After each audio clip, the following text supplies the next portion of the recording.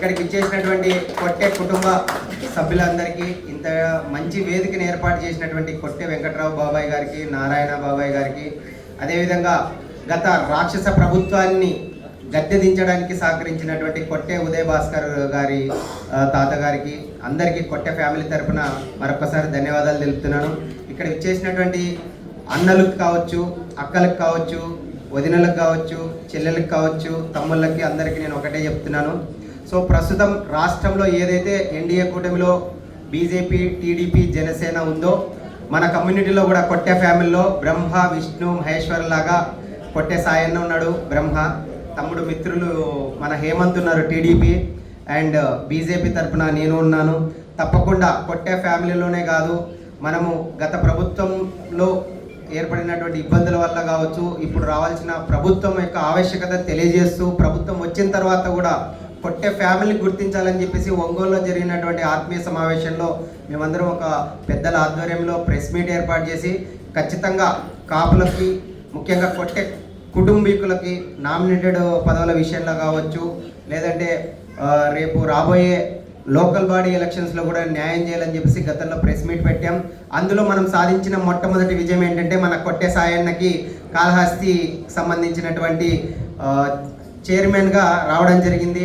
మనం ఎవరినైతే అభిమానిస్తామో, రంగా గారి తర్వాత పవన్ కళ్యాణ్ గారు ఈరోజు నిఖార్సైన నాయకుడుగా నిబద్ధతతో, నీతి నిజాయితీతో ప్రజల కోసం పనిచేస్తున్నాడు. అలాంటి వ్యక్తి ఈరోజు కొట్టె ఫ్యామిలీ కొనిదెల విజయం అని చెప్పేసి గతంలో మనం పనిచేసాం. సో దాన్ని మనసులో పెట్టుకొని ఈరోజు కొట్టె ఫ్యామిలీకి ఈరోజు నాగబాబు గారి గుండెల్లో కావచ్చు, పవన్ కళ్యాణ్ గారి గుండెల్లో కావచ్చు, చిరంజీవి గారి గుండెల్లో కొట్టె ఫ్యామిలీ అంటే ఒక బ్రాండ్గా మిగిలిపోయింది. సో మనం అందరం దానికి గర్వపడాలి.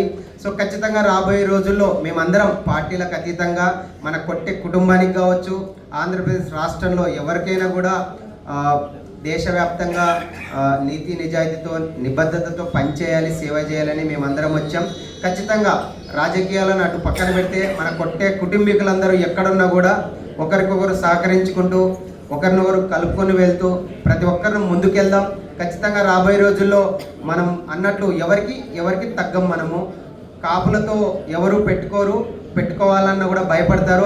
అదేవిధంగా ఈ ఆంధ్రప్రదేశ్ రాష్ట్రంలో కూడా కొట్టే వాళ్ళు లేరు, అది ముమ్మాటికి నిజం. సో మనం దాదాపు 1,00,000కు పైగా ఓటర్లు ఉన్నాం. ఖచ్చితంగా రాబోయే రోజుల్లో మనము అటు ఎన్డీఏ కూటమి పరంగా పార్టీలకు అతీతంగా ఎవరికైనా మద్దతు తెలుపుతూ మన వాళ్ళని మనం సంరక్షించుకుందాం. అదేవిధంగా మనకు తెలిసిన వాళ్ళు కూడా ఏదైనా కష్టాల్లో ఉంటే మనకు తోచినంత సహాయం చేద్దాం, వారికి అండగా నిలబడదాం. ప్రతి ఒక్కరూ మనం కలిసికట్టుగా ఉందాం.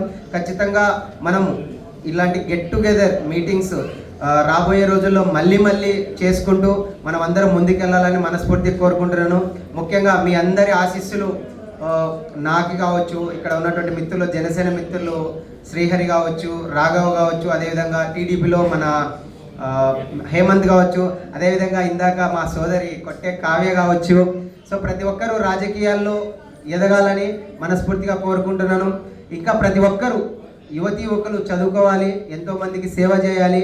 సో ఈరోజు కాపులు అంటే ప్రతి ఒక్కరికి కాపు కాసేవాళ్ళు, రక్షించేవాళ్ళు అనేది ఒక నానుడు ఉంది.